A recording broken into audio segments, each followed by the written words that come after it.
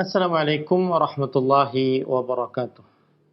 Bismillahirrahmanirrahim. Innal hamdalillah nahmaduhu wa nasta'inuhu wa nastaghfiruh wa na'udzu billahi min shururi anfusina wa sayyiati a'malina. Man yahdihillahu fala mudilla lahu wa man yudlil fala hadiya lahu. Wa asyhadu an la ilaha illallah wahdahu la syarika lahu wa asyhadu anna Muhammadan 'abduhu wa rasuluh. يا أيها الذين آمنوا اتقوا الله حق تقاته ولا تموتن إلا وأنتم مسلمون يا أيها الناس اتقوا ربكم الذي خلقكم من نفس واحدة وخلق منها زوجها وبث منهما رجالا كثيرا ونساء واتقوا الله الذي تساءلون به والأرحام إن الله كان عليكم رقيبا يا أيها الذين آمنوا اتقوا الله وقولوا قولا سديدا يصلح لكم أعمالكم ويغفر لكم ذنوبكم ومن يطع الله ورسوله فقد فاز فوزا عظيما أما بعد فإن أصدق الحديث كتاب الله وأحسن الهدي هدي محمد صلى الله عليه وعلى آله وسلم وشر الأمور محدثاتها وكل محدثة بدعة وكل بدعة ضلالة وكل ضلالة في النار. Alhamdulillah, kita bersyukur pada Allah Subhanahu wa taala pada hari ini, hari Rabu pagi menjelang siang 14 Al-Muharram, bulan suci Allah, bulan Allah yang suci 1442 Hijriah. Kita dimudahkan oleh Allah Subhanahu wa taala untuk duduk bersama mengkaji kembali kitab Rasailu Tahummul Mar'ah Al-Muslimah yang ditulis oleh Fadilatul Syekh Al-Allamah Profesor Dr. Abdul Razzaq bin Abdul Muhsin Al-Badr hafizahumullahu taala. Salawat dan salam semoga selalu Allah berikan kepada Nabi kita Muhammad sallallahu alaihi wa ala alihi wasallam, pada keluarga beliau, para sahabat, serta orang-orang yang mengikuti beliau sampai hari kiamat kelak. Dengan nama-nama Allah yang husna dan sifat-sifatnya yang ulia, kita berdoa, Allahumma inna nas'aluka ilman nafi'an wa rizqan tayyiban wa amalan mutaqabbala. Ahibati hafizakumullah, para pemirsa Raja TV, para pendengar Radio Roja, dan seluruh kaum muslimin yang mengikuti kajian ini dimanapun berada.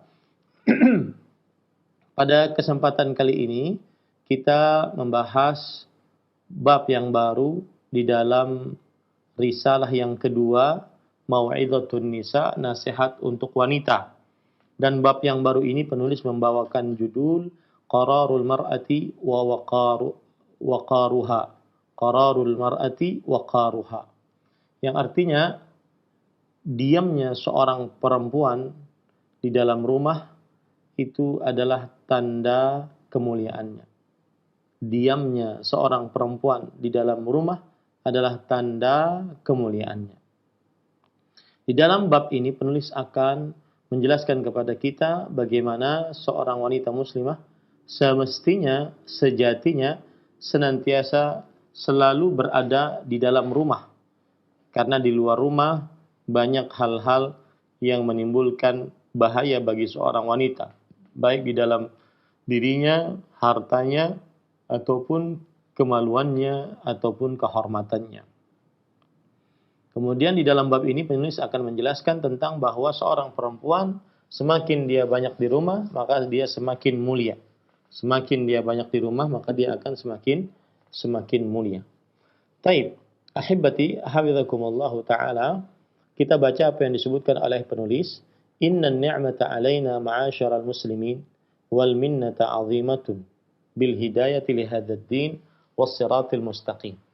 Sesungguhnya nikmat yang kita dapatkan wahai kaum muslimin dan juga anugerah yang kita dapatkan wahai kaum muslimin adalah sangat besar, yaitu dengan petunjuk untuk masuk dalam agama Islam ini dan untuk berjalan di jalan yang lurus ini.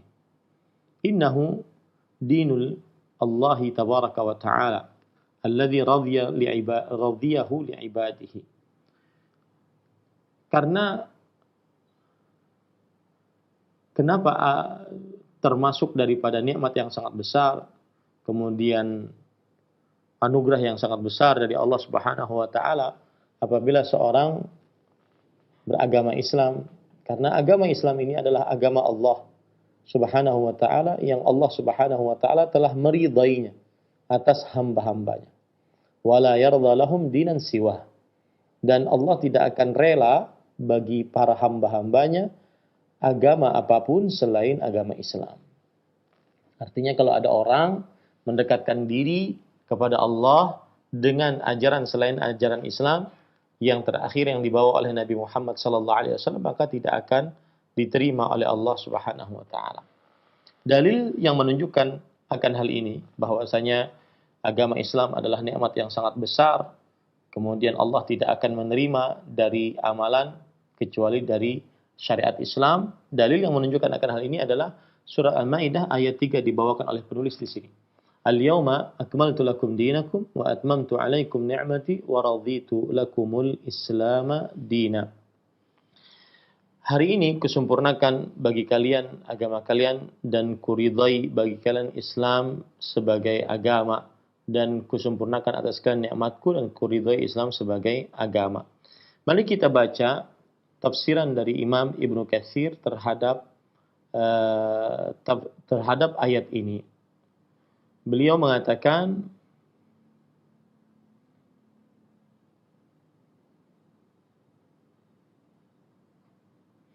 kata Imam Ibnu Katsir rahimahullahu taala bahwa ayat ini min akbari ni'amillahi azza wa jalla. Ayat ini adalah termasuk dari ayat yang sangat besar, nikmat yang sangat besar yang Allah Subhanahu wa taala berikan kepada umat ini. Haitsu akmala ta'ala lahum dinahum. Yang mana Allah Subhanahu wa taala menyempurnakan bagi umat ini agama mereka. Fala yahtajuna ila dinin ghairih. Maka umat Islam tidak memerlukan, atau hamba-hamba Allah tidak memerlukan agama selain agama Islam. Wala ila nabiyyin ghairi nabiyyih. Dan tidak memerlukan nabi selain nabi mereka. Salawatullahi wa salamuhu alaihi. Sallallahu alaihi wasallam.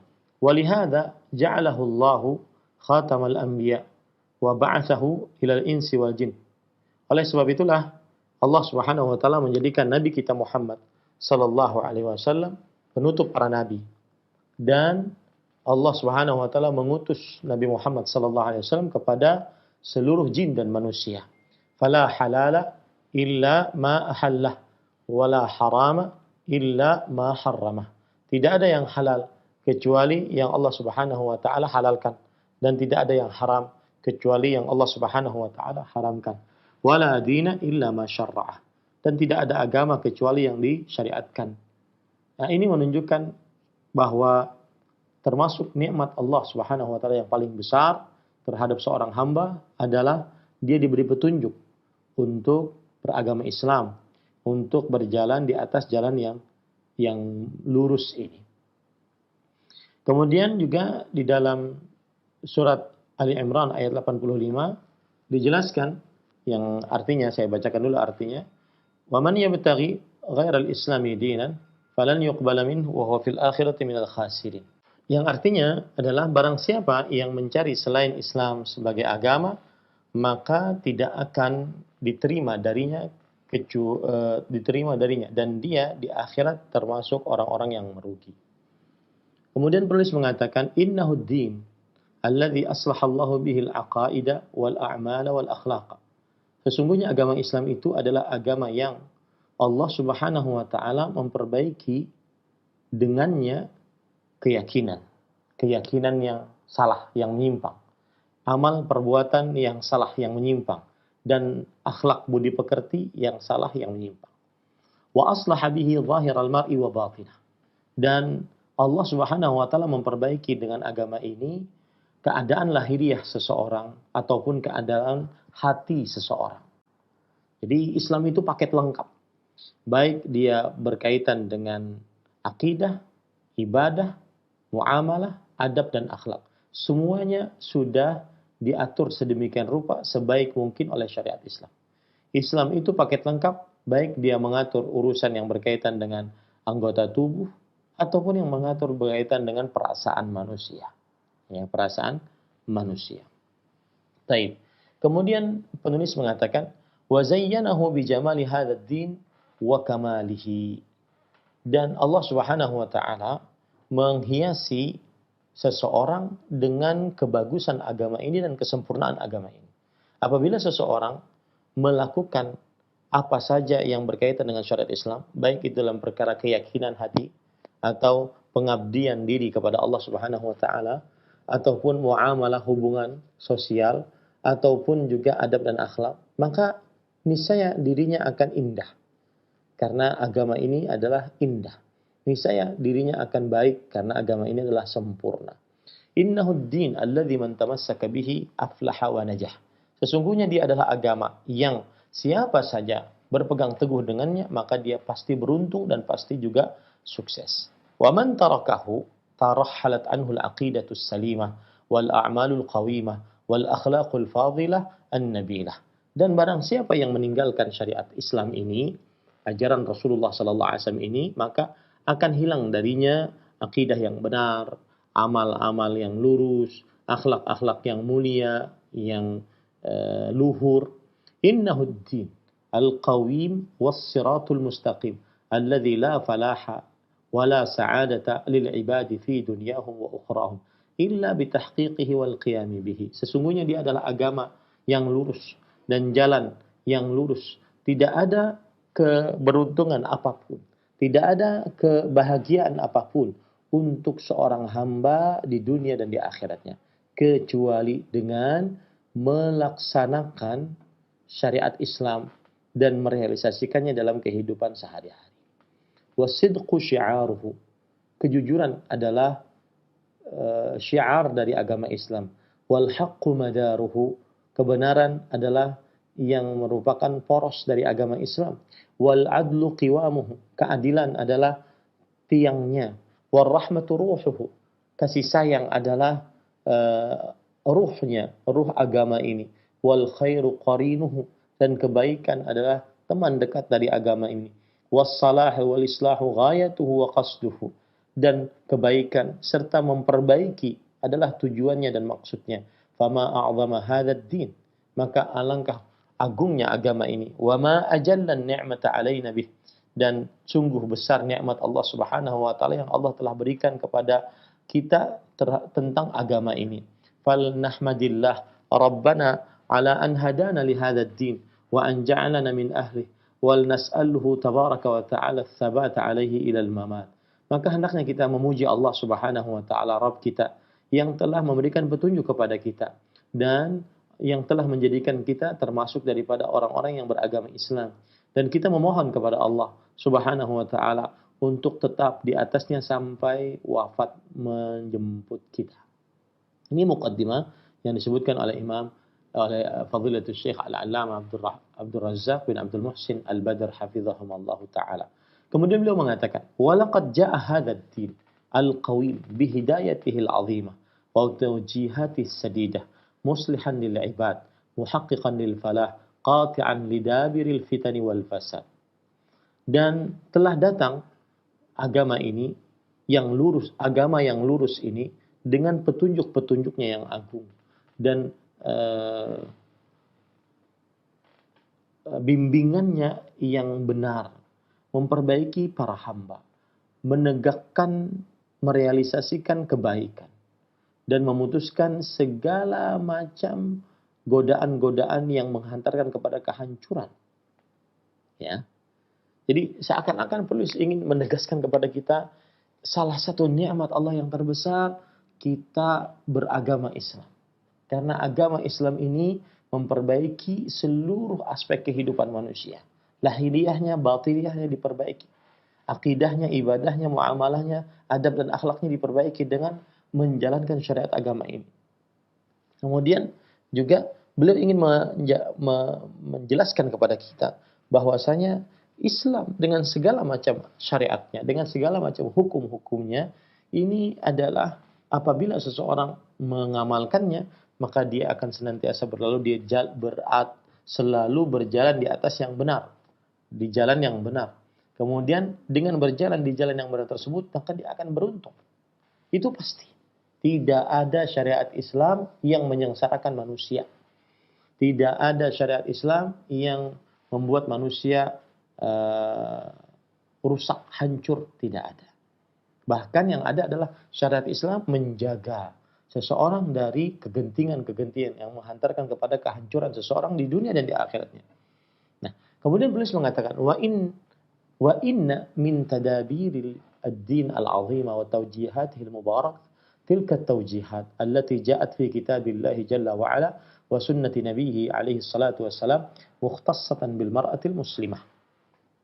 Yang artinya dan termasuk daripada pengaturan agama yang agung ini dan juga pemberian bimbingan yang penuh dengan berkah ini ya adalah bimbingan yang datang di dalam Al-Qur'an ataupun hadis-hadis Rasul sallallahu alaihi wasallam yang khusus untuk perempuan muslimah. Nah, ini di sini Syekh kemudian lebih spesifik, lebih khusus. Muhaqqiqatan laha fi tamassukiha bitilkal adab wa tawjihat al-falaha was sa'adata was siyanata war rif'ata fid dunya wal akhirah. Yang mana apabila seorang wanita muslimah berpegang teguh dengan syariat Islam ini, maka akan terrealisasi untuknya ya keberuntungan, kebahagiaan, penjagaan, ketinggian derajat di dunia dan di akhirat. Ini yang harus kita pahami baik-baik untuk para perempuan. Agar kita tidak merasa tertekan dengan agama ini. Agar kita tidak merasa sempit dengan agama ini. Agar kita tidak merasa berat dengan agama ini. Kita senantiasa semangat. Bahkan sangat semangat untuk menegakkan syariat Islam dalam diri seorang wanita muslimah. Kenapa? Karena apabila seorang wanita muslimah berpegang teguh dengan adab-adab yang ada dalam agama Islam, kemudian bimbingan-bimbingan yang ada dalam agama Islam, maka tidak ada yang dia dapat, tidak ada yang perempuan muslimah dapat kecuali kebahagiaan, keberuntungan, penjagaan diri atau penjagaan kesucian dan kemaluan, kemudian ketinggian derajat di dunia dan di akhirat. Kemudian penulis mengatakan wal mar'atul muslimah idza waffaqaha Allah jalla wa ala wa syaraha sadraha litamassuki bi adabil Islam wa ahkamihi sa'idat wa salima aidan mujtama'uha min al-iftitani biha. Yang artinya dan seorang wanita muslimah jika diberi petunjuk oleh Allah Subhanahu wa taala dan lapang dadanya untuk berpegang teguh dengan adab-adab Islam dan hukum-hukum Islam, maka niscaya dia akan bahagia, dia akan selamat, dan masyarakat pun selamat dari tergoda dengan perempuan tersebut. Li'annal mar'ata fitnah. Karena yang namanya perempuan adalah godaan yang menghantarkan kepada keburukan. Bal qala an-nabiy sallallahu alaihi wasallam fima sahha anhu ma taraktu ba'di fitnatan adharra 'ala ar-rijali minan nisa. Bahkan Nabi Muhammad sallallahu alaihi wasallam bersabda dalam hadis yang sahih, yaitu apa saja yang aku tinggalkan. Saya ulangi, ma taraktu, aku tidak pernah meninggalkan sepeninggalku fitnatan, godaan yang menghantarkan kepada kehancuran, lebih berbahaya bagi para lelaki dibandingkan perempuan. Aku tidak pernah tinggalkan godaan apapun yang paling berbahaya bagi para lelaki dibandingkan perempuan. Subhanallah. Ya. Ini makanya Islam itu kalau seandainya kaum wanita, kaum muslimah mengerjakan syariat Islam, maka niscaya dia akan selamat, kemudian masyarakat sekitarnya pun akan selamat. Kenapa? Karena Nabi Muhammad SAW telah menjelaskan bahwasanya godaan paling berat, paling berbahaya bagi para lelaki adalah yaitu perempuan. Waqala alaihi salatu wassalam fattaqud dunya wattaqun nisa fa inna awwala fitnati bani Israila kanat fin nisa. Maka takutlah terhadap dunia, hati-hatilah terhadap dunia hati-hatilah terhadap wanita. Sesungguhnya godaan yang menghantarkan kepada kehancuran pertama kali untuk Bani Israel adalah ada pada wanita. Fal fitnatu fin nisa'i fitnatun 'azimatun wa syadidatun lil ghayah. Maka godaan di dalam diri perempuan adalah godaan yang sangat besar, kemudian sangat berat, ya. Waqad khafaha wa khasyaha nabiyul huda war rahmah salawatullahi wa salamuhu alaihi ala ummatihi. Dan sungguh Nabi kita Muhammad sallallahu alaihi wasallam telah khawatir, ya, terhadap umatnya akan godaan perempuan ini. Wa ja'al Islamu bi tawjihatin musaddadah wa irsyadatin 'azimah. Idza akhadhat bihal mar'ah salimat wa salima mustama'aha min al-iftitan. Dan Islam telah datang dengan bimbingan yang sangat benar, kemudian dengan petunjuk yang sangat agung. Jika seorang wanita mengambil petunjuk tersebut, bimbingan tersebut, maka dia akan selamat. Begitu juga orang-orang masyarakat di sekitarnya juga akan selamat dari godaan wanita tersebut. Nah, para ikhwan yang dirahmati oleh Allah Subhanahu wa taala, pada pertemuan sebelum-sebelumnya saya sudah menyebutkan tentang at-tahdhir min fitnatin nisa. Ya, yaitu hati-hati terhadap godaan perempuan. Dilihat dari beberapa sisi. Hati-hati terhadap godaan perempuan dilihat dari beberapa sisi. Yang pertama, yaitu laki-laki memang sangat lemah terhadap godaan perempuan. Ini sudah saya sebutkan ya, tapi tidak mengapa untuk mengulang. Ya, sebagai peringatan lagi. Bahwa laki-laki memang lemah terhadap godaan wanita.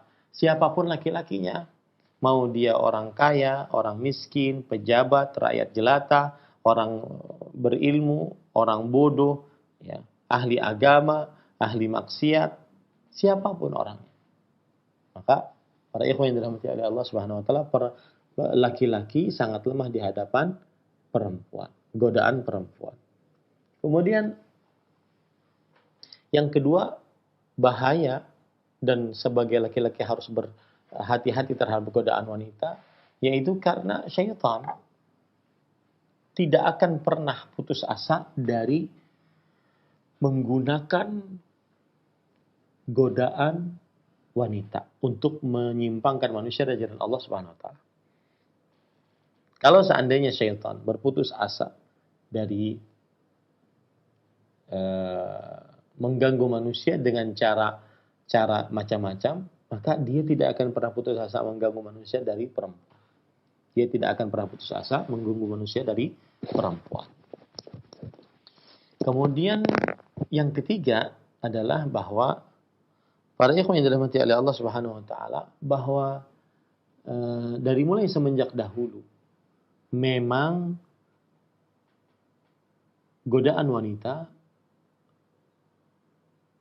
adalah godaan yang sangat digunakan oleh musuh-musuh kaum muslimin untuk menyerang kaum muslimin. Ya, oleh musuh-musuh kaum muslimin untuk menyerang kaum muslimin. Ini para ikhwan yang dirahmati oleh Allah Subhanahu wa taala. Ini beberapa poin kenapa harus hati-hati terhadap godaan wanita. Kemudian ahibati hafizakumullah taala, ada perkataan yang menarik dari perkataan Abdullah bin Mas'ud, innan nisa habailu syaitan. Sesungguhnya para perempuan adalah tali kailnya pancingan syaitan. Tali kail pancingan syaitan. Baik. Kemudian Syekh Al-Allamah Profesor Dr. Abdul Razak bin Abdul Muhsin Al-Badr hafizahumullah taala mengatakan, innal wajiba 'ala al-mar'ati al-muslimah an taqra' al-Qur'ana wa ahadits ar-rasul sallallahu alaihi wasallam wa ta'khudha bit-tawjihat al-waridah fil kitab wa sunnah ma'khadh al-jidd wal 'azimah duna tarakhin aw tawanin. Yang artinya, sesungguhnya kewajiban atas seorang wanita muslimah adalah hendaknya ia membaca Al-Qur'an, membaca hadis-hadis Rasul sallallahu alaihi wasallam, dan mengambil bimbingan-bimbingan yang ada dalam Al-Quran dan hadis Rasul sallallahu alaihi wasallam dengan sebenar-benar pengambilan dan dengan tekad yang kokoh tanpa ada ditunda-tunda dan nanti-nanti. Jadi seakan-akan penulis ingin mengatakan kepada kita bahwa wanita muslimah ini loh ada bimbingan dalam Islam, maka ikutilah. Jangan ragu dan jangan terlambat mengikutinya. Ikutilah itu. Fa inna fi tilkal tawjihat salahaha wa sa'adataha fi dunyaha wa ukhraha. Karena di dalam bimbingan tersebut terdapat kebaikan untuk perempuan tersebut, kebahagiaan untuk perempuan tersebut di dunia dan di akhiratnya. ولما تمرد بعض النساء على توجيهات الشرع وإرشاداته الحكيمة وقعنا والعياذ بالله في مهاوير الرذيلة ومآليت الهلاك وكثير منهن بعد خطوات طويلة وعمر مديد أمضينه في البعد عن شرع الله وتوجيهات الإسلام أعلنن في مناسبات كثيرة ففشلهن بسبب ذلك البعد عن قيم الإسلام وآدابه والسعيد من اتعظ بغيره والشقي من اتعظ به غيره. Yang artinya, dan ketika sebagian perempuan menyimpang dari atau apa ya, tamarrada itu tidak mau mengerjakan ya bimbingan-bimbingan syariat dan juga petunjuk-petunjuk yang penuh dengan hikmah dalam syariat Islam, maka akhirnya perempuan tersebut terperosok, na'udzubillah, ke dalam jurang kehinaan, yang mana ujung-ujungannya adalah kehancuran seperti zina, kemudian pelecehan seksual, kemudian macam-macam syahwat-syahwat yang diharamkan. Ini akibat akibat melepaskan diri dari bimbingan-bimbingan Islam. Dan kebanyakan dari perempuan-perempuan tersebut setelah dia berjalan lama dan umurnya sudah berjalan, ya, dia melalui dengan umurnya tersebut menjauhi syariat Allah Subhanahu wa taala dan juga bimbingan-bimbingan Allah Subhanahu wa taala. Maka akhirnya dia mengumumkan di dalam perhelatan-perhelatan yang banyak akan kehancurannya disebabkan hal tersebut. Disebabkan dia jauh dari adab-adab Islam. Dan seseorang yang bahagia adalah orang yang mengambil pelajaran dari orang lain, dan seorang yang seorang yang merugi adalah orang yang dijadikan pelajaran oleh orang lain. Nah, ini ya, kita bisa bahagia dengan cara kita memilih ataupun mengambil pelajaran dari orang lain yang keliru. Ya, kemudian orang yang sengsara malah sebaliknya, dia dijadikan sebagai pelajaran untuk orang lain bahwa ini adalah perbuatan yang keliru.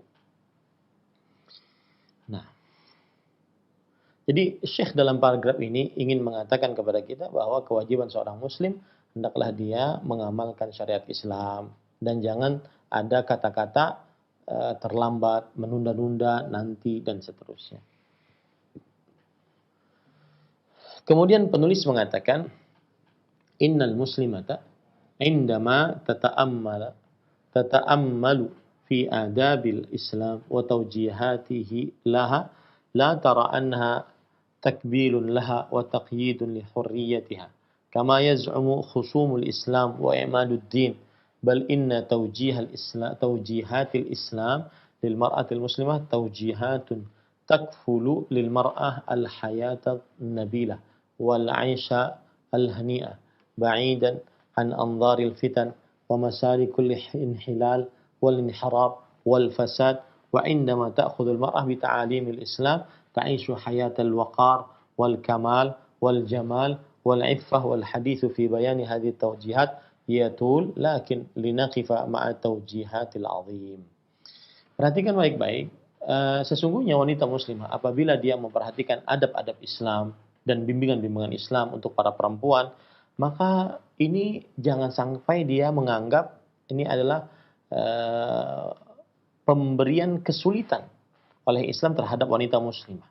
Kemudian mengikat kebebasan wanita muslimah sebagaimana dikira oleh musuh-musuh Islam dan juga musuh-musuh agama ini, ya. Akan tetapi sesungguhnya bimbingan Islam untuk wanita muslimah kemudian bimbingan-bimbingan apapun, itu adalah untuk menjaga, menjamin bagi wanita muslimah kehidupan yang baik, ya, kehidupan yang baik. Jauh dari bahaya dan juga jalan-jalan penyimpangan, perubahan, kerusakan. Ya. Jadi ketika seorang wanita muslim mengerjakan syiar-syiar Islam, syariat-syariat Islam, maka dia akan hidup dengan tenang, dengan sempurna, dengan kebaikan, dengan kesucian. Nah, ini jadi dalam paragraf ini Syekh Al-Allamah Profesor Dr. Abdul Razak bin Abdul Muhsin ingin mengatakan kepada kita, wanita muslimah pokoknya kapan dia menjalankan syariat Islam pasti dia akan bahagia.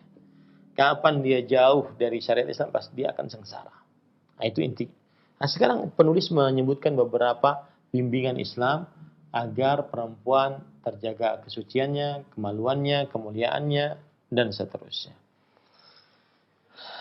Beliau mengatakan di antara bimbingan Islam yang dengannya agar terjaga kesucian, kemudian kemuliaan, kemudian peninggian derajat, yaitu kata beliau, yaqulu jalla wa ala waqarna fi buyutikunna wa la tabarrajna tabarrujal jahiliyatil ula. Yang artinya Allah Subhanahu wa taala berfirman, dan hendaklah kalian wahai para wanita berdiam di rumah-rumah kalian. Berdiam di rumah-rumah kalian. Dan janganlah kalian berdandan sebagaimana masa jahiliyah berdandan.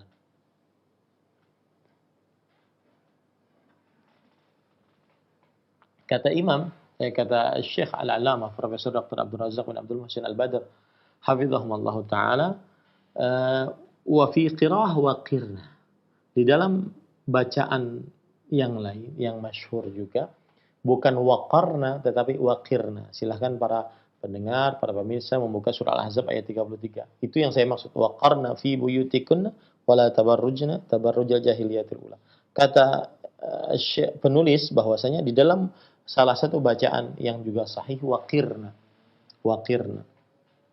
Kemudian beliau mengatakan wal ma'na 'ala al-qira'atil ula min al-qarar wa huwa al-mukthu fil buyut.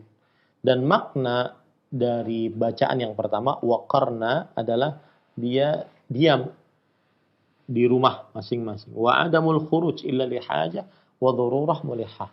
Dan tidak boleh keluar kecuali karena ada hajat keperluan yang sangat terpaksa dan juga mulihah yang sangat mengkhawatirkan. Wa 'ala al-qira'atil ukhra qirna min al-waqar wa baina al-qira'atain talazumun fil ma'na. Kalau pakai bacaan lain berarti memakai kata-kata qirna bukan waqarna. Tetapi dan itu termasuk daripada diambil dari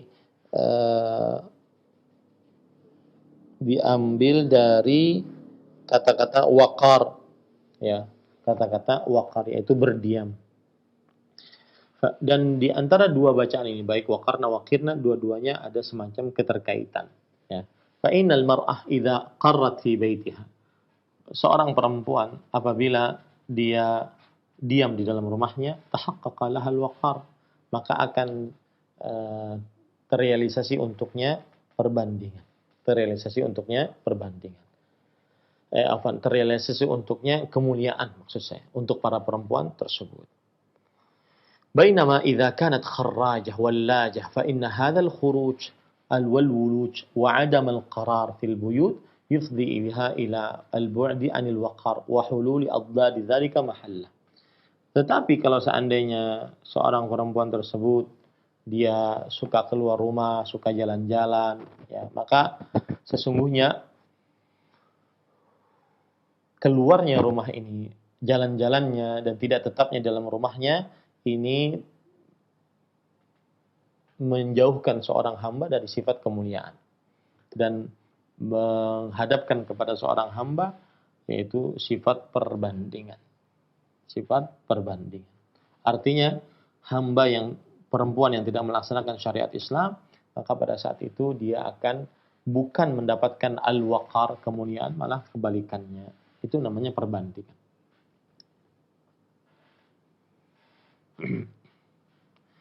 Kemudian penulis mengatakan wa fi qawlihi buyutikun. Dan di dalam firman Allah Subhanahu wa taala, dan di dalam rumah-rumah kalian. Diamlah wahai para perempuan di rumah-rumah kalian. Ma'a anna al-buyuta fil ghalib milkun lil azwaj. Lakin lamma lil mar'ah min ikhtisasi bil bait wa baqa'in wa ri'ayatin lahu wa mas'uliyah 'azimah fa innahu udhifa al bait ilaiha. Yang artinya kan Allah Subhanahu wa taala berfirman waqarna fi buyutikunna. Diamlah kalian wahai para perempuan di rumah-rumah kalian wahai para perempuan, wahai para istri.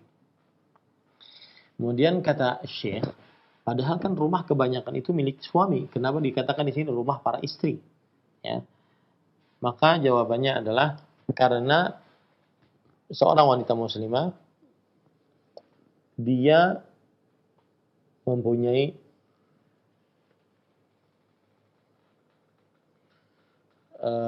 kekhususan di dalam rumah dan diamnya di dalam rumah dan dia pengaturan terhadap rumah, kemudian juga tanggung jawab yang besar terhadap rumahnya, maka pada saat itu digandengkan kata-kata perempuan, dan diamlah kalian wahai para perempuan di rumah-rumah kalian wahai para perempuan, ya. Karena yang namanya perempuan sangat erat dengan rumah, sangat erat dengan pengaturan rumah, sangat erat dengan kemuliaan. Diam di rumah termasuk daripada kemuliaan. Itu seperti itu ya.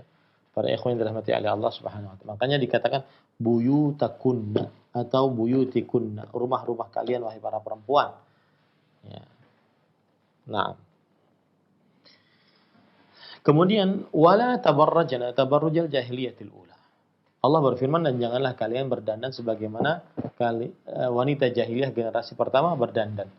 فإذا خرجت من بيتها تخرج لحاجة أو لضرورة ملتزمة بضوابط الشرع وآدابه. Tentunya perempuan mempunyai hajat, keperluan. Maka pada saat itu kata para ulama rahimahullah, jika seorang perempuan keluar mempunyai karena ada hajat, karena ada keperluan yang sangat mendesak, tidak bisa diwakilkan, maka pada saat itu dia harus berpakaian dengan sesuai dengan syariat Islam dan adab-adab Islam. Ya. Faminat tabarruji sufurul mar'ah wa ibda'uha mahasinaha. Termasuk daripada tabarruj maknanya adalah yaitu wanita memperlihatkan perhiasannya dan juga memperlihatkan keindahan tubuhnya. Wa izharu li zinatiha, dan memperlihatkan perhiasannya. Wa ta'atturuha wa tajammuluha, dan memakai minyak wangi dan juga bermake up ketika keluar rumah berhadapan dengan laki-laki yang bukan mahramnya. Wa hirsuha 'alal fitanir rija wa lafti anzarihim, dan juga gigihnya seorang perempuan untuk menggoda para lelaki dan juga untuk menolehkan pandangan laki-laki kepada mereka. Fa kullu hadza minal ma'ani min tabarrujil jahiliyati allati la tanalu minha al-mar'ah illa in fa'alatha illa al-inhitat was-suful wal iyadzu billah. Maka semua yang disebutkan tadi termasuk daripada tabarruj jahiliyah.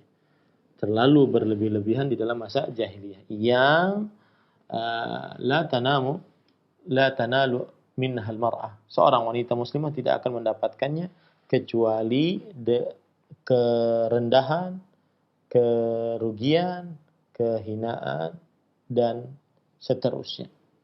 Semoga kita dijauhkan dari hal tersebut. Jadi intinya, para ikhwan yang dirahmati Allah, tabarruj itu adalah seorang perempuan memperlihatkan kecantikan wajahnya, memperlihatkan kemolekan tubuhnya, memperlihatkan kebagusan perhiasannya. Ya. Ini termasuk daripada tabarruj. Dan wanita dilarang melakukan itu kecuali ketika beliau dalam keadaan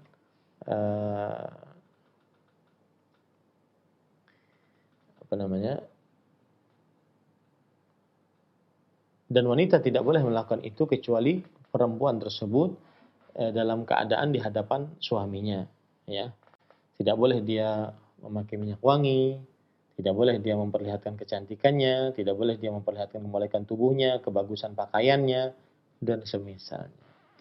Kalau perempuan melakukan itu, maka yang ada adalah kehinaan yang dia dapat, kerendahan derajat yang dia dapat. Na'udzubillah. Semoga kita dilindungi oleh Allah Subhanahu wa taala.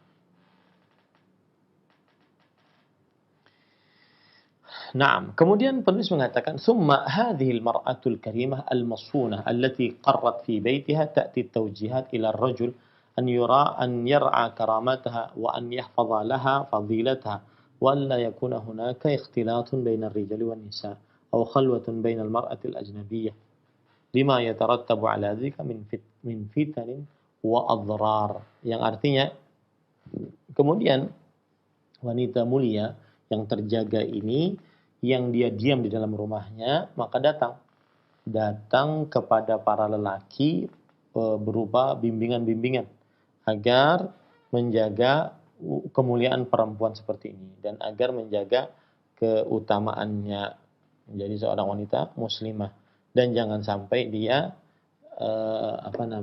dia bercampur dengan laki-laki dan perempuan atau berdua-duaan dengan laki-laki dan perempuan, karena hal itu mendatangkan godaan-godaan yang menghantarkan kepada kerusakan dan juga bahaya. Ini salah satu bimbingan Islam menjaga kesucian wanita muslimah, yaitu tidak melakukan ikhtilat dan tidak melakukan khalwat.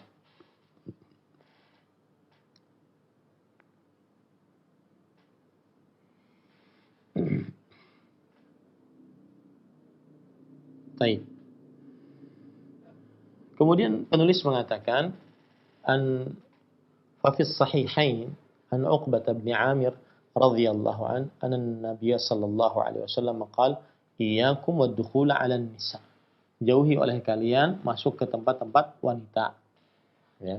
Dalam riwayat la tadkhulu 'ala an-nisa. Jangan kalian masuk ke dalam tempat-tempat wanita. Fal mar'ah matlubun minha an taqarra fi baitiha. Maka seorang wanita dituntut untuk diam di dalam rumahnya. Wa nuhiyar rijalu al-ajanib 'anid dukhuli 'ala an-nisa'i fil buyuti lima yatarattabu 'ala dzalika min syarri wa fitnah wa halak.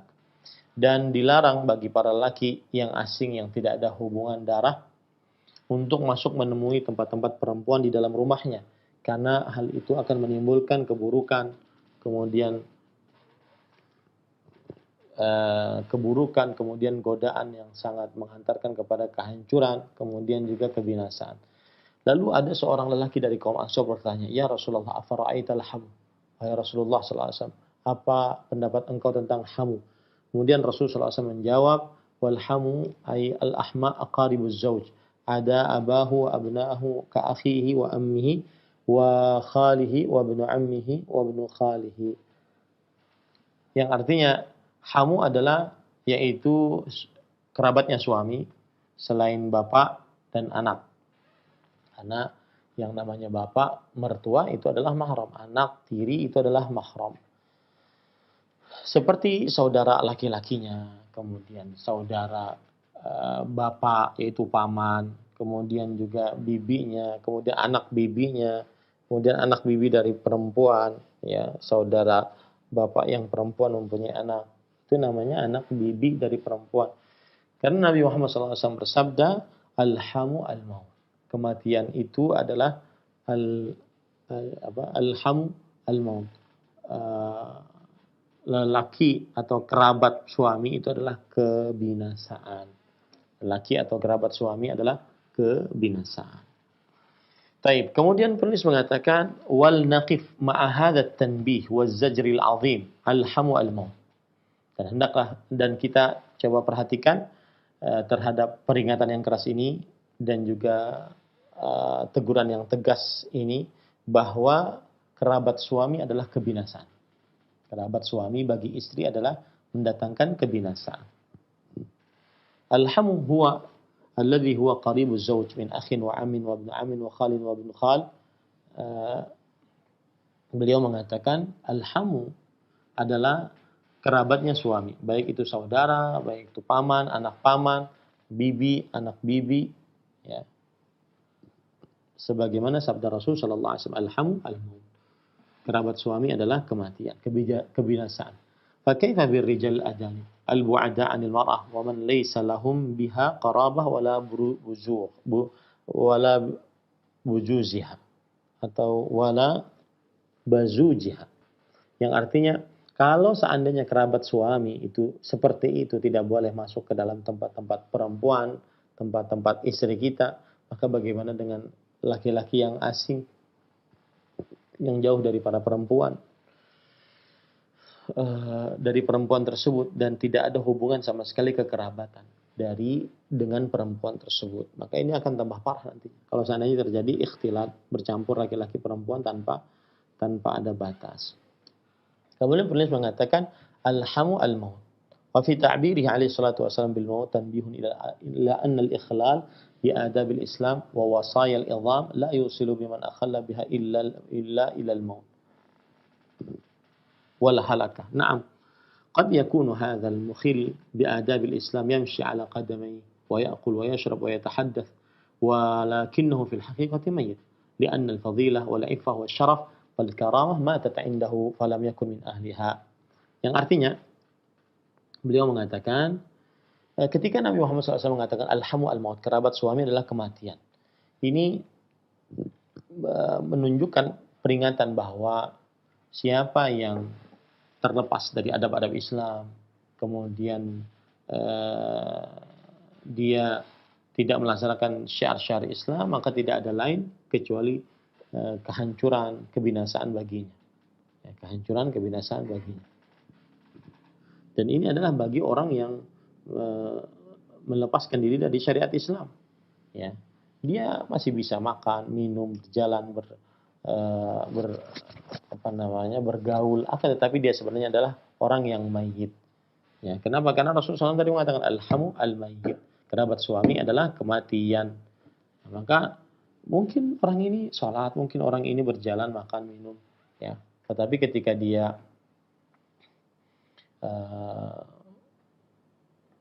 tidak menjaga syariat-syariat Islam, maka yang ada adalah dia akan kehilangan sesuatu yang mendorong dia untuk melaksanakan syariat Islam, yaitu keutamaan, kemuliaan, kehormatan, ya. Maka hilang dari diri orang tersebut dan dia bukan dari pelaku dari kebaikan tersebut.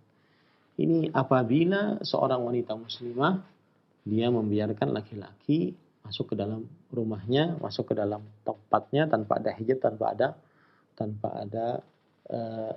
ada hijab, ya, baik berdua-duaan ataupun orang banyak, maka akan mengakibatkan kehancuran, kematian. Karena itulah Nabi Muhammad SAW mengatakan alhamu al-maut, yaitu saudara atau kerabat suami adalah kematian. Jadi itu maksudnya, bahwa siapa wanita mana saja yang menyimpang dari adab-adab Islam, maka berarti tidak ada lain kecuali kematian dan juga kehancuran. Nah, baik, alhamdulillah selesai. Kita sampai sini dulu. Insya Allah kita lanjutkan, masih ada satu lembar, ya, dari yang disebutkan oleh penulis Syekh Al-Allamah Profesor Dr. Abdul Razak bin Abdul Muhsin Al-Badr hafizahumullah taala. Nah, saya kembalikan acara kepada Akhi Ari. Wallahu a'lam. Barakallahu fikum, jazakallahu khairan. Terima kasih kepada Ustadz yang telah menyampaikan bimbingan bermanfaat untuk kita semuanya. Dan kini saatnya bagi Anda, pemirsa TV Roja dan Radio Roja, yang ingin berdalam materi dengan bertanya seputar pembahasan ini, silahkan. Pertama kami bacakan terlebih dahulu dari pesan singkat dari hamba Allah yang bertanya, Ustadz, di sini ada tempat berenang umum, tapi kalau hari-hari biasa bukan hari libur, diperbolehkan bagi wanita untuk berenang karena tidak ada yang berenang, sepi gitu. Apakah wanita boleh berenang di tempat umum? Mohon penjelasannya Ustaz, silakan. Ya, bismillah, walhamdulillah, wassalatu wassalamu ala rasulillah wa ala alihi wa sahbihi wa man walah. Ahibati hafizakumullah taala, kalau diperhatikan apakah seorang wanita diperbolehkan untuk mandi atau renang di kolam renang umum, maka perhatikan baik-baik bahwasanya Islam sebagai syariat yang sangat sempurna menjaga kesucian wanita muslimah, menjaga sifat malunya, menjaga sifat ketertutupannya, dan menjauhkan seorang wanita muslimah dari tempat-tempat yang penuh dengan eh, fitnah atau hal-hal genting yang mendatangkan kehancuran.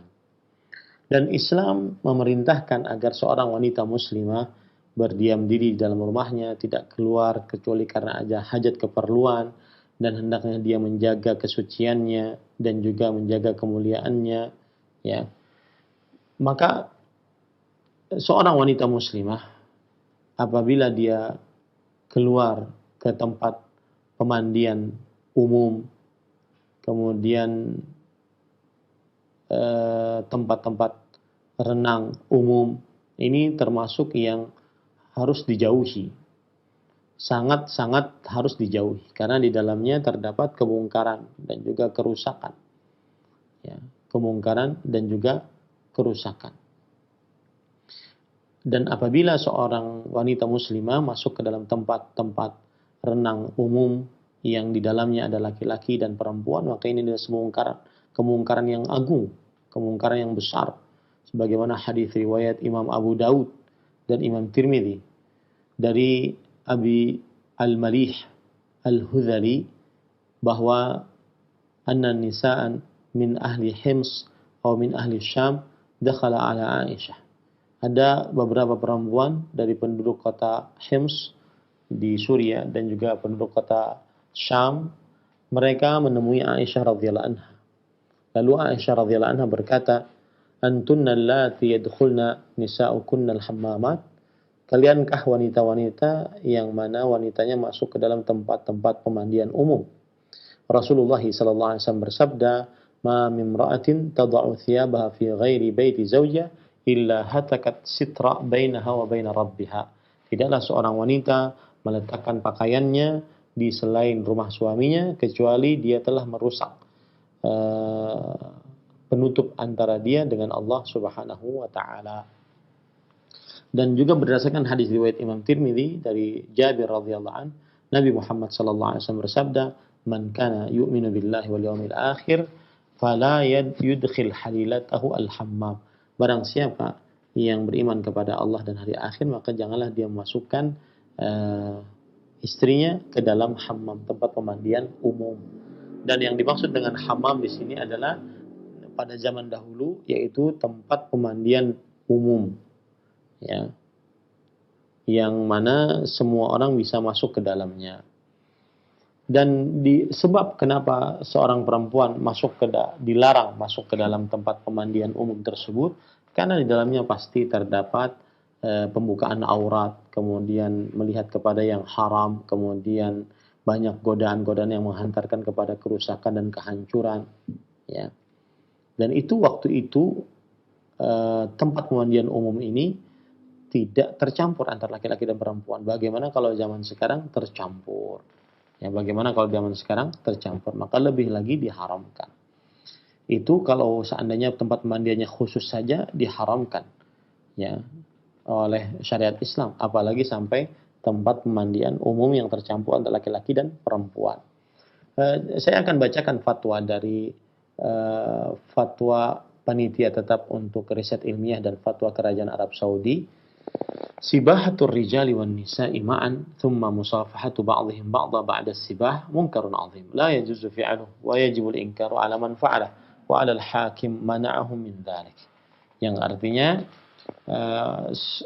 berenangnya laki-laki dan perempuan bersama-sama, kemudian berjabat tangan sebagian mereka dengan sebagian yang lain setelah berenang. Ini adalah sebuah kemungkaran yang sangat besar, tidak diperbolehkan untuk melakukannya dan wajib untuk mengingkarinya bagi siapa yang melakukannya.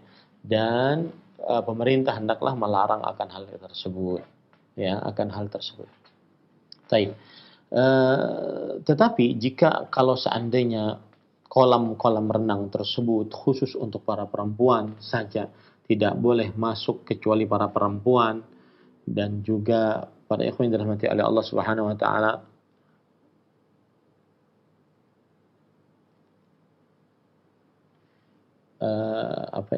kalau seandainya seorang perempuan tidak kolam renang tersebut khusus untuk para perempuan, tetap saja dia akan membuka auratnya di situ.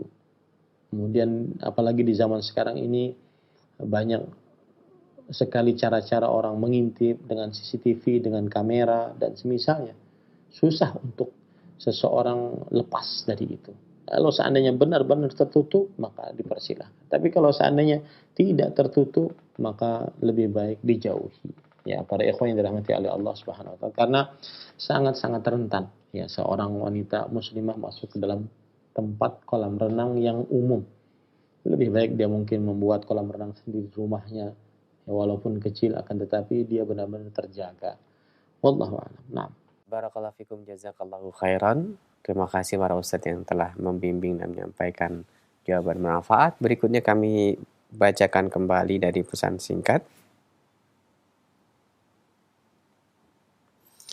Assalamualaikum Ustadz, saya Bunda Rahma di Kuningan mau bertanya, jika seorang istri ikut membantu keuangan keluarga karena penghasilan suami tidak mencukupi, apakah si istri mendapat pahala? Dan lebih utama mana, membantu keuangan keluarga atau memberi sedekah ke fakir miskin dan yatim piatu? Jazakallahu khairan Ustaz, silahkan. bismillah, walhamdulillah, wassalatu wassalamu ala rasulillah wa ala alihi wa sahbihi wa man wala. Boleh saja seorang perempuan untuk bekerja membantu keuangan atau perekonomian di rumah tangga. Ini tidak mengapa. Ya, akan tetapi dia harus memperhatikan hal-hal yang berikut. Yang pertama, yaitu jangan sampai dia melalaikan kewajibannya sebagai seorang istri dan sebagai seorang ibu. Dan itu lebih wajib daripada dia bekerja di luar rumah. Yang kedua, yaitu tidak boleh melakukan pekerjaan yang tidak khusus untuk perempuan. Yang ketiga, tidak boleh bekerja yang di situ dia melanggar syariat Islam. Seperti misalkan dia membuka aurat, dia melakukan ikhtilat atau khalwat, dia melakukan tabarruj, ya, tidak diperbolehkan. Adapun kemudian setelah bekerja, kemudian perempuan mendapatkan hasil, maka dia boleh untuk mensedekahkannya. Tetapi lebih baik dia izin dan memberitahu kepada suaminya. Tapi asal hukumnya perempuan mau bersedekah boleh karena itu adalah harta milik dia sendiri. Dia yang bekerja, dia yang kemudian mendapatkan uang tersebut dan akhirnya dia bisa benar-benar maksimal untuk menegakkan apa yang ada pada hak uang tersebut. Baik dia belanjakan, baik dia kasihkan ke orang miskin, bolehkan saja asalkan dia menggunakannya dalam perkara yang halal. Tetapi meminta izin kepada suami lebih baik. Rasulullah SAW bersabda, la tantahikul mar'ah syai'an min maliha illa biizni zawjiha. Seorang perempuan tidak boleh menghabiskan sedikit pun dari hartanya kecuali dengan izin suaminya. Wallahu a'lam. Nah. Barakallahu fikum Ustaz, terima kasih. Pertanyaan berikutnya, Assalamualaikum Ustaz, dari hamba Allah. Ana mau bertanya, bagaimana cara kita untuk menghilangkan trauma kemaksiatan masa lalu yang sering kali mengganggu pikiran dan melintasi pikiran kita setiap saat. Ana sudah berusaha bertaubat, apakah ini pertanda taubat Ana belum terampuni? Dan apakah Ana harus hijrah dari tempat yang Ana dulu pernah bermaksiat di situ? Mohon diberikan solusi dan nasihat yang bermanfaat. Silakan. Bismillah, walhamdulillah, wassalatu wassalamu ala rasulillah. Yang pertama, nasihatnya adalah bahwa kita harus yakin setiap orang yang bertaubat Allah akan mengampuni asalkan taubat kita sebenar-benar taubat, sebagaimana hadis ayat Al-Qur'an surah Az-Zumar ayat 53, qul ya ibadiyalladzina asrafu ala anfusihim la taqnatu min rahmatillah innallaha yaghfiru dzunuba jami'an. Katakanlah wahai Muhammad, wahai hamba-hambaku yang melampaui batas, janganlah kalian berputus asa dari rahmat Allah Subhanahu wa taala. Sesungguhnya Allah Subhanahu wa taala mengampuni dosa-dosa seluruhnya. Kemudian juga dalam surah Al-Furqan Allah Subhanahu wa taala berfirman, "Illa man taba wa amana wa 'amila 'amalan shalihan, fa ulaika yubaddilullahu sayyi'atihim hasanat. Kana Allahu ghafurur rahim." Kecuali orang bertobat, beriman, beramal saleh, mereka lah orang-orang yang diampuni dosa, digantikan dosa-dosanya dengan kebaikan. Ya, dan Allah Subhanahu wa taala Maha Pengampun dan Maha Penyayang. Kemudian juga Rasulullah SAW bersabda, "At-taibu minadz-dzambi kama la dzamba lahu." Orang yang bertobat dari dosa, maka dia seperti tidak memiliki dosa tersebut. Baik. Kalau sudah pahami itu, bahwa siapa yang bertobat dengan sebenar-benar tobat, pasti Allah Subhanahu wa taala akan menerimanya. Maka kita harus tanamkan itu dalam hati kita agar tidak ada rasa was-was, ya. Kemudian yang kedua, yaitu boleh seseorang untuk berhijrah dari tempat dia pernah bermaksiat ke tempat yang lain. Sebagaimana keumuman hadis yang menunjukkan bahwa ada seorang yang membunuh 99 orang. Kemudian dia ingin bertobat. Kemudian dia bertanya kepada ahli ibadah. Kemudian setelah itu ahli ibadah mengatakan bahwa kamu tidak ada tobat untukmu karena sudah membunuh 99 orang. Akhirnya ahli ibadah tersebut dibunuh olehnya. Kemudian orang yang bertobat ini mendatangi orang yang berilmu. Kemudian setelah itu orang yang berilmu mengatakan, apa yang menahanmu? Apa yang melarang Allah Subhanahu wa taala menerima taubatmu? Tetapi agar kamu benar-benar bertaubat, maka pindahlah ke tempat lain. Akhirnya orang ini pindah ke tempat lain. Belum sampai ke tempat tersebut, tetapi dia sudah meninggal di tengah jalan. Maka para malaikat pun akhirnya berdiskusi mana yang apakah dia termasuk orang yang benar-benar bertaubat ataukah tidak. Setelah dihitung ternyata jarak antara tempat dia bertobat dengan tempat maksiat dia lebih dekat dengan jarak antara tempat dia bertobat. Maka akhirnya dia termasuk orang yang bertobat kepada Allah Subhanahu wa taala. Dari sini kita bisa mengambil keumuman bahwa pindah ke tempat ke tempat lain yang penuh dengan lingkungan kebaikan, kesalehan, ketaatan lebih utama dibandingkan dia berada di tempat tersebut. Itu yang kedua. Yang ketiga, agar menghilangkan perasaan merasa bernasib salah, bernasib putus asa dan rahmat Allah, maka dia harus yakin betul bahwasanya Allah Maha Pengampun, Allah Maha Penyayang, rahmat Allah mendahului kemurkaannya. Kemudian rahmat Allah meliputi segala sesuatu. Ya. Maka dia harus hilangkan itu. Karena itu adalah bisikan syaitan agar manusia akhirnya kamu bertaubat sama aja. Kamu bertobat gak mungkin diampuni oleh Allah Subhanahu wa taala, dosamu sangat banyak. Akhirnya manusia yang bertobat ini putus asa. Ini yang menyebabkan akhirnya dia kemudian tidak tidak bertobat lagi karena dia putus asa. Dan akhirnya putus asa, akhirnya dia tidak mau untuk menjalankan ketaatan kepada Allah Subhanahu wa taala. Dan itu yang diinginkan oleh syaitan. Ya, itu yang diinginkan oleh syaitan. Dan tidak ada yang berputus asa dari rahmat Allah kecuali orang-orang kafir. Rasulullah Allah Subhanahu wa taala berfirman menceritakan tentang Nabi Yaqub, "Ya bani yadhhabu fatahassasu min Yusuf wa la tayasu min rauhillah. Innahu la yasu min rauhillah illa al-qaumul kafirun." Wahai anakku saya, jangan pergilah kalian mencari Yusuf dan saudaranya, dan janganlah kalian putus asa. Sesungguhnya tidak ada yang berputus asa kecuali tidak ada yang berputus asa dari rahmat Allah kecuali orang-orang kafir. Nah, wallahu a'lam.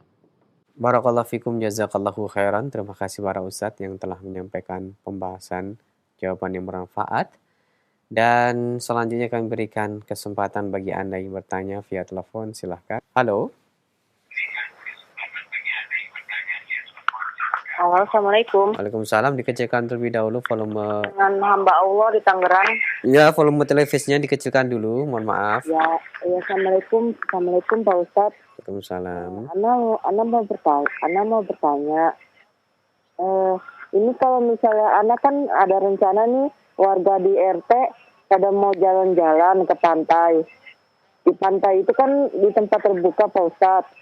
Ana kan alhamdulillah Ana udah ngaji. Kalau misalnya di pantai itu tur warga ini Ana menutup seluruh aurat Ana, kasih api segala macam, pakai jilbab syar'i segala macam, tapi ikut mandi di pemandian pantai itu masuk dalam umuman hadis yang tadi Pak Ustadz ceritain nggak Pak Ustadz? Ya itu Pak Ustadz. Ya, terima kasih Pak Ustadz. Assalamualaikum. Waalaikumsalam warahmatullahi wabarakatuh. Silakan Ustadz. Ya, bismillah, alhamdulillah, wassalatu wassalamu ala rasulillah. Iya, Ibu termasuk. Maka jauhi karena di dalamnya pasti terjadi ikhtilat. Di dalamnya terjadi campur laki-laki dan perempuan. Di dalamnya terjadi melihat kepada yang haram. Di dalamnya terjadi terbukanya aurat. Ya, karena bagaimanapun Ibu menutup diri berjilbab lebar, panjang, tetapi kan otomatis akan melihat laki-laki yang lain, kemudian perempuan laki-laki lain akan melihat Ibu, dan ketika mandi di pantai dalam keadaan basah otomatis akan terbentuk tubuhnya, maka tidak diperbolehkan untuk hal seperti ini. Ya, lebih baik dia mencari tempat yang benar-benar tersendiri, yang benar-benar privasi. Saya pribadi punya keluarga kan, saya punya istri, saya punya anak perempuan yang sudah balik, maka harus berusaha untuk mencari. Ya, pernah kita untuk liburan ke sebuah tempat yang memang di situ di dalam tempat tersebut ada kolam renang khusus, tidak ada yang melihat sama sekali, maka baru diperbolehkan. Ya, kalau seandainya seperti itu, maka rentan sekali dengan tabarruj, memperlihatkan dandanan yang bukan mahram kepada laki-laki yang bukan mahram, kemudian terjadi ikhtilat dan khalwat, berdua-duaan ataupun bercampur laki-laki dan perempuan tanpa hijab, terjadi ya sangat rentan. Maka dijauhi tempat-tempat tersebut kalau seandainya seseorang ingin berlibur. Wallahu a'lam. Terima kasih Ustadz atas nasihatnya, dan berikut kami berikan kesempatan kembali. Silahkan layanan telepon. Halo.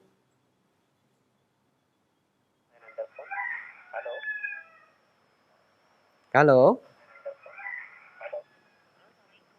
Waalaikumsalam. Suaranya kecil Ibu, mohon maaf di. Halo, Ya. Assalamualaikum. Waalaikumsalam, dengan Ibu siapa? Di mana? Dengan hamba Allah di Jakarta. Silahkan Ibu pertanyaannya. Pak Ustadz mau tanya ya, saya kan misalnya menghadiri acara rapat atau didatangi sama guru-guru anak. Terus di rapat itu kan kumpulnya sama ibu-ibu. Terus kadang pas bubar itu, pas selesai rapat itu kan suka bersalam-salaman sama guru. Nah guru itu kadang-kadang kan laki-laki ya Pak Ustadz. Mereka tuh suka ngajak salaman gitu. Padahal Allah kan anak kan tunanetra Ustadz. Jadi kadang-kadang anak sudah menghindar, terus tangan anak udah tertutup jilbab, suka diambil gitu Pak Ustadz sama gurunya tangan anak gitu, seolah-olah mereka pikir oh dia kan nggak lihat jadi harus diambil tangannya. Jadi terpaksanya anak bersalaman. Begitu juga kalau lagi di rumah gitu Ustadz, kalau kedatangan guru atau tamu gitu, saya udah menghindar tapi selalu mereka tuh ambil tangan saya gitu Ustadz. Oh gimana ya Pak Ustadz? Nah, saya ini berdosa atau untuk menyikapi masalah ini harus bagaimana gitu Ustadz? Syukron jazakillah khairan. Assalamualaikum. Waalaikumsalam warahmatullahi wabarakatuh. Silakan Ustadz.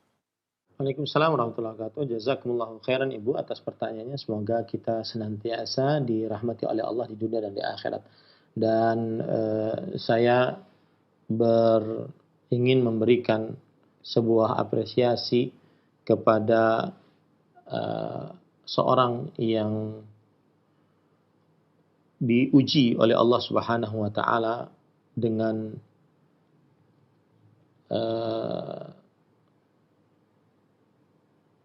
mata yang tidak melihat.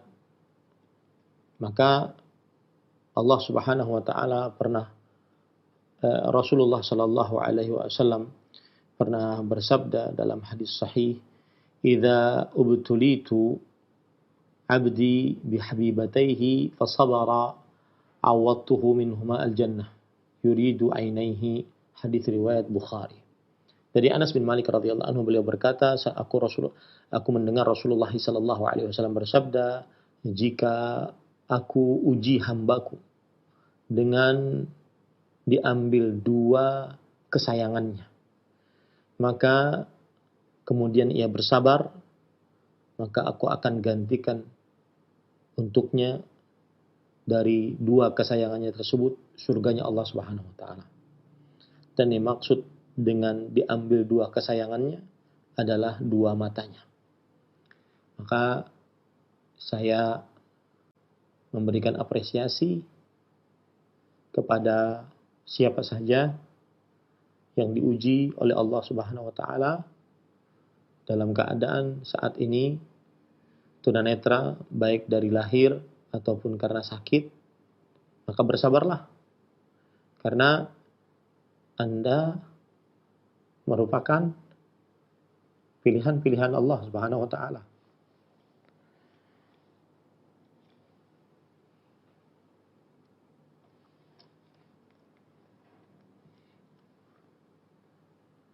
Anda dipilih oleh Allah Subhanahu wa taala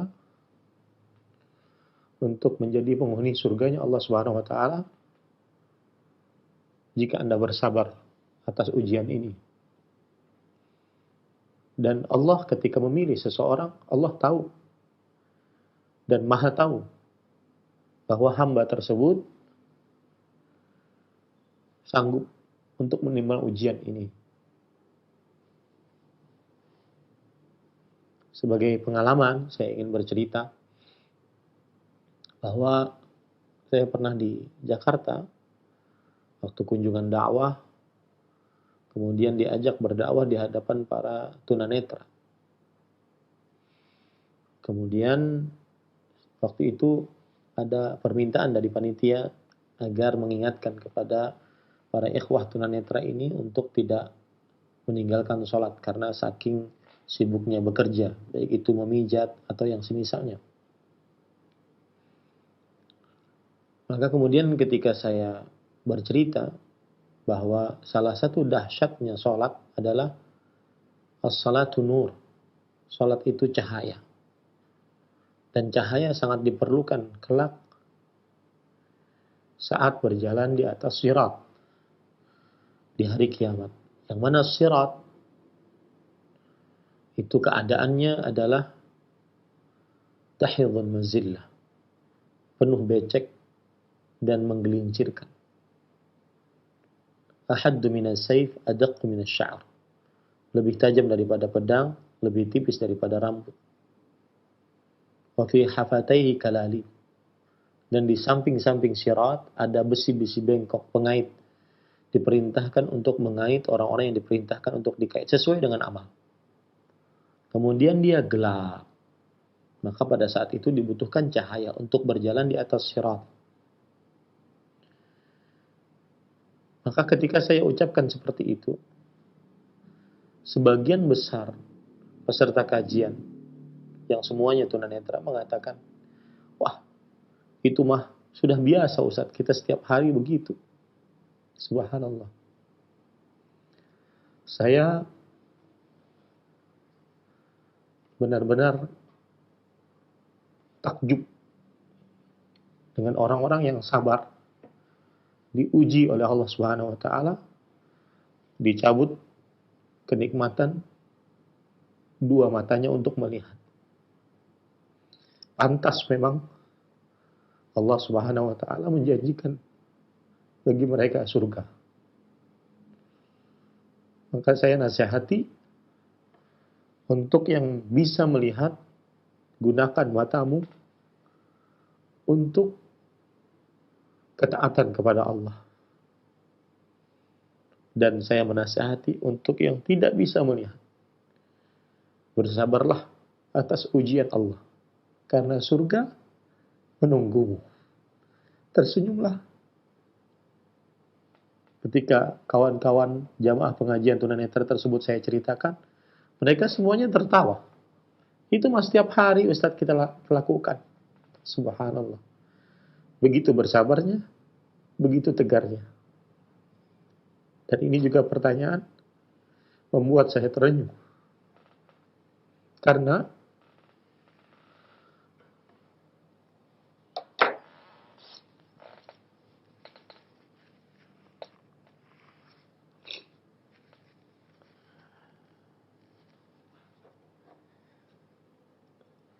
seorang wanita di zaman Rasulullah sallallahu alaihi wasallam radhiyallahu anha. Beliau mempunyai penyakit kesurupan. Dan apabila kesurupan, beliau senantiasa terbuka auratnya. Maka beliau mendatangi Rasulullah sallallahu alaihi wasallam. Ya Rasulullah, ini usra wa ini atakasyaf. Fad'ullah li. Wahai Rasulullah, aku sering kesurupan. Dan apabila kesurupan terbuka aurat, berdoalah kepada Allah agar aku sembuh. Kata Rasul sallallahu alaihi wasallam, kamu mempunyai dua pilihan. Kamu mempunyai dua pilihan. Yang pertama, in sabarti falakil jannah. Yang kedua, ad'ullaha an yashfiaki. Kalau kamu bersabar, aku tidak berdoa kepada Allah agar kamu sembuh. Kalau kamu bersabar, maka bagimu surga. Tapi kalau kamu ingin aku doakan, maka Allah akan menyembuhkan penyakit. Lihat perempuan yang mulia ini. Beliau sebenarnya mempunyai hujjah di hadapan Allah. Alasan di hadapan Allah. Kenapa auratnya terbuka? Karena beliau sedang tidak sadar dalam keadaan sakit kesurupan. Tetapi beliau masih ingin mulia di hadapan Allah Subhanahu wa taala. Begitu juga yang bertanya ini. Saya tidak bisa melihat wajah ibu. Tapi di dalam perkataan ibu ada sebuah ketegaran dan ada sebuah rasa takut kepada Allah Subhanahu wa taala. Dan dibandingkan dengan wanita-wanita yang seenaknya saja bersentuhan dengan laki-laki, bahkan sampai peluk-pelukan. Bahkan meskipun mereka berjilbab. Semestinya kita malu dengan wanita yang bertanya seperti ini. Sebenarnya keadaan ibu, kalau dilihat dari hukum asal, adalah ma'zur. Mempunyai alasan di hadapan Allah Subhanahu wa taala. Bahwasanya orang mengira ibu akan mau bersalaman.